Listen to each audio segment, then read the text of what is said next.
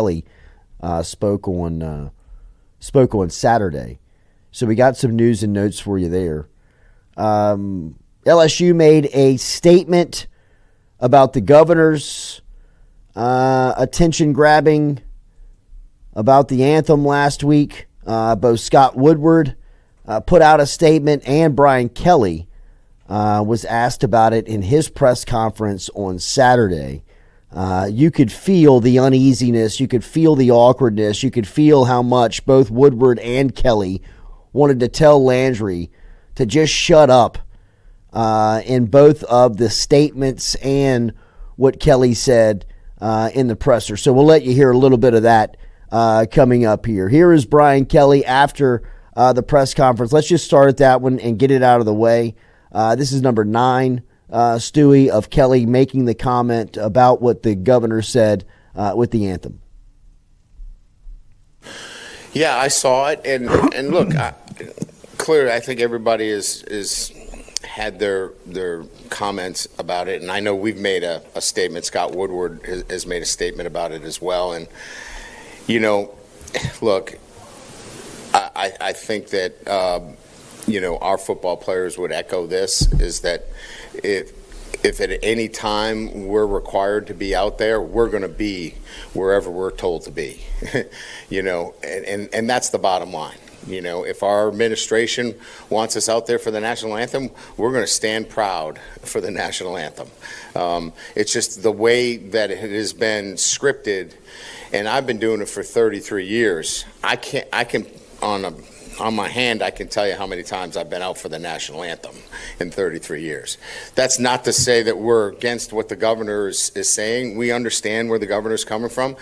We'll relook at the policies, and I think I stand by what Scott has said. We'll look at everything, but our kids are, I look back at the Army game and how proud we were of that moment to have Army in our stadium and what we did to that stadium to really show our patriotic backing. And so hopefully we'll be able to get past this pretty soon. In translation, Governor, shut up. I mean, why? Why are you bringing this up? I mean, did you not go to the Army game? I've been doing this for 33 years and count on a handful of times how many times I've been out for the anthem. Just take this somewhere else and go fix the state, man. Stop. All right, here is more from Brian Kelly. Here he is talking about the wide receiver room. He's about to lose 2 first-round draft picks to Brian Thomas and Malik Neighbors.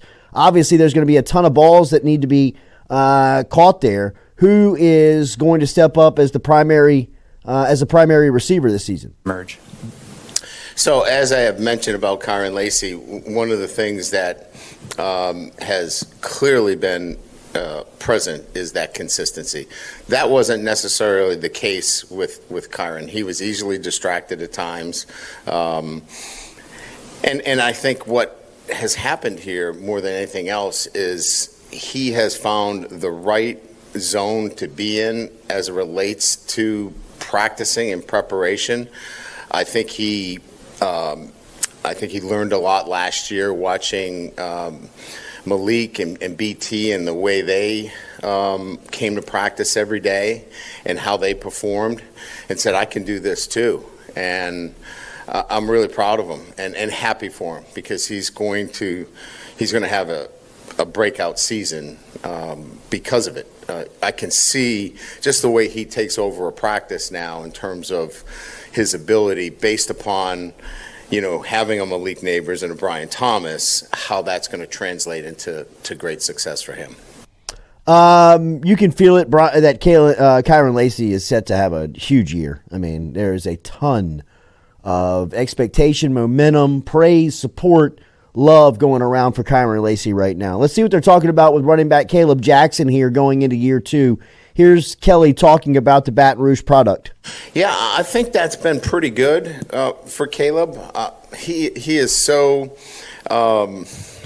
he cares. So he's got a huge care factor. He wants to do well. What we've been balancing here is his workload. As you guys know, we have 2 scholarship backs in spring ball. And so we want to be careful with Williams because he's a guy that is so important to us, and we don't want, to put him in any compromising situation. So you can imagine his workload has been difficult on him. He's a big back. He's growing into his body. So the workload capacity and the fatigue has really taught him how to take care of himself.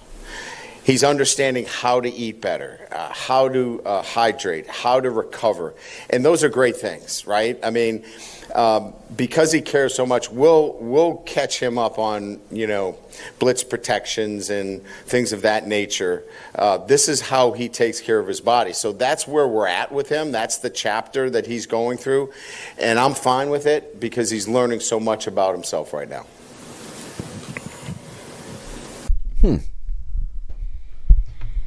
Trying to get him in shape? I think it's more of just him. I guess it's just him learning how to be a starter. Yeah. At the college level.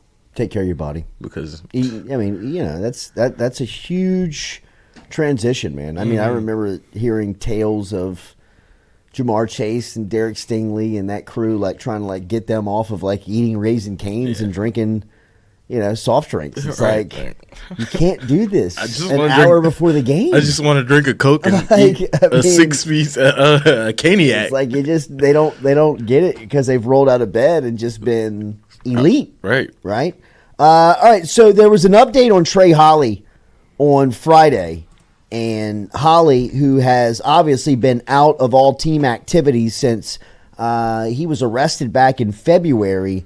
He was charged with 3 felonies, but on Friday, good news for Holly as the grand jury rejected the second-degree attempted murder charge. Holly is still facing a charge of an illegal use of a weapon, but his attorney, Mike Small, told our friends over at WAFB that the LSU running back will plead not guilty to the charge. So following Saturday's practice, Brian Kelly was asked about the status of Holly, of course, now going through, or did go through some legal trouble, but now some news that came out on Friday. What's the latest?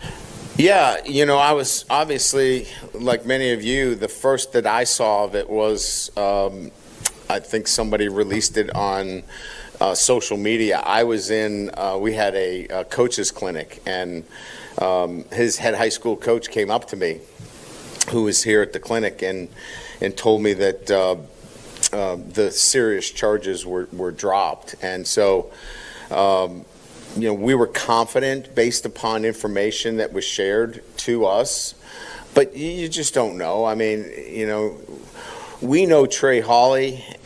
We've been with him.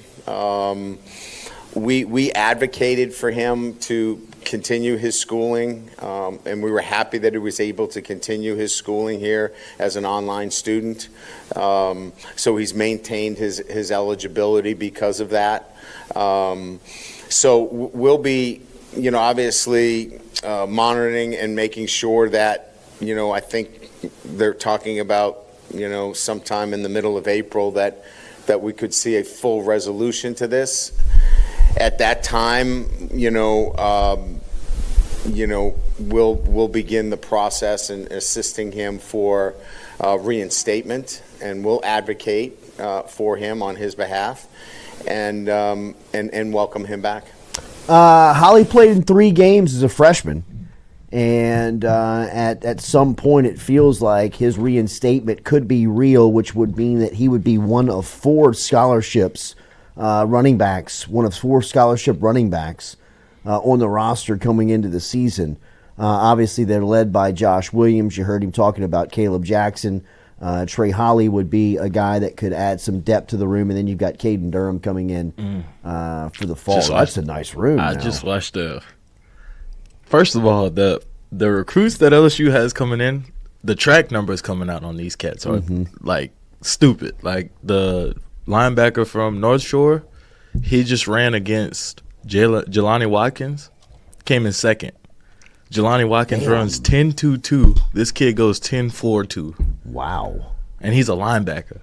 And you got Caden Durham going 10.34. And DeCorian Moore is right behind him at 10-4. I love it. I mean, speed. Kills. Can't teach speed coach. like that.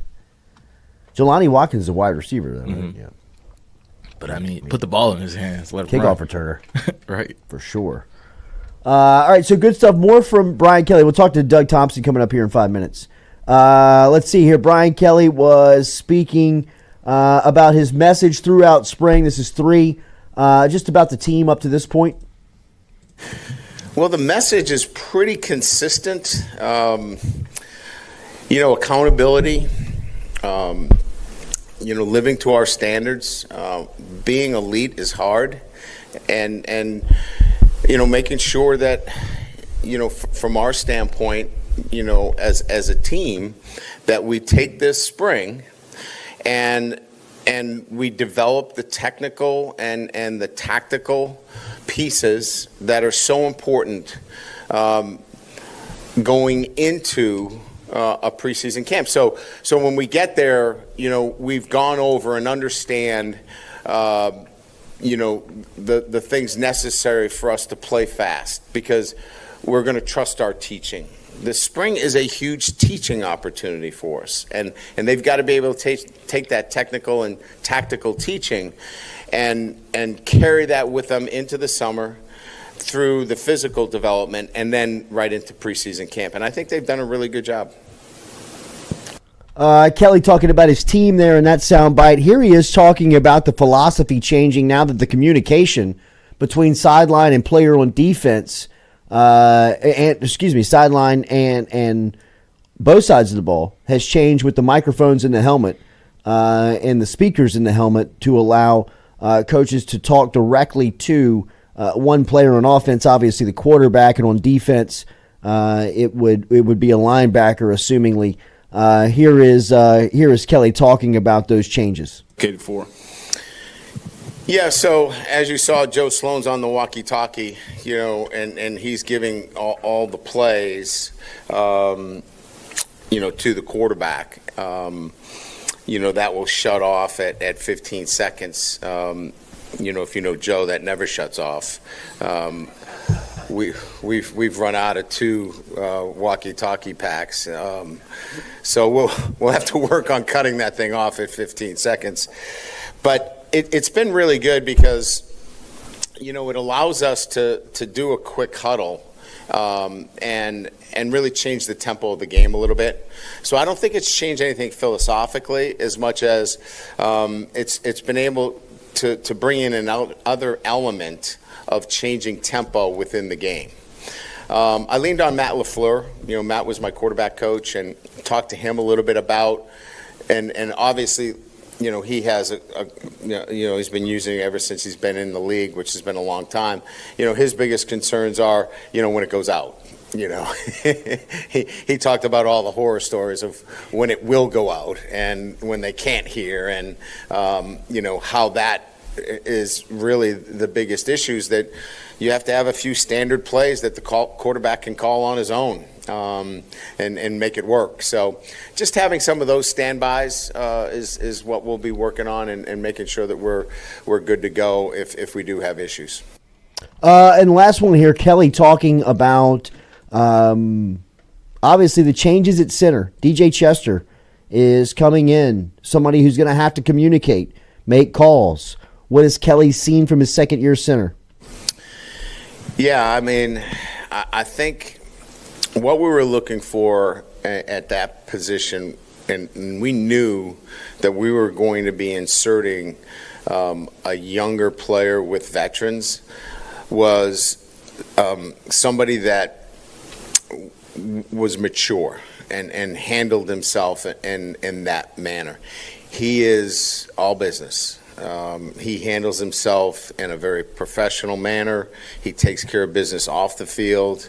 If he's walking around here and he's interacting, you'd think he's a junior or a senior. He just carries himself with his demeanor is a lot different than a young player. And we needed to vet that out in the recruiting process, because if we were going to handle it that way or hand it over to him, we needed somebody. And Eccles is similar. You know, we needed a guy that was serious about his business, mature, and that's what I look for in the center position. One more from Kelly. Here he is talking about some other names that have popped here during the spring. The one guy that I really think has made more progress than any one individual player in coverage is Major Burns. Major was a bit sloppy last year in coverage. I know everybody would point to the interception against Missouri, which is singularly a huge play. But there were many times where he, we didn't have him in coverage on the right guy at the right time. He's been really, really good. I've been happy with his off the field as well, in the classroom, doing the right things. He's really taken a step up in the program and put himself squarely in a position to be a leader. And he stands out for me. I think from an offensive perspective, we mentioned Kyron Lacey. He's been, everything. The way he works, the way he practices, he's really set a high bar for everybody. And I know those are veteran players that we all know about, but sometimes if you don't point out the veteran guys, they're like, well, what about me? I'm doing a pretty good job too. Those two guys have been really outstanding, and that's a really good mark for us.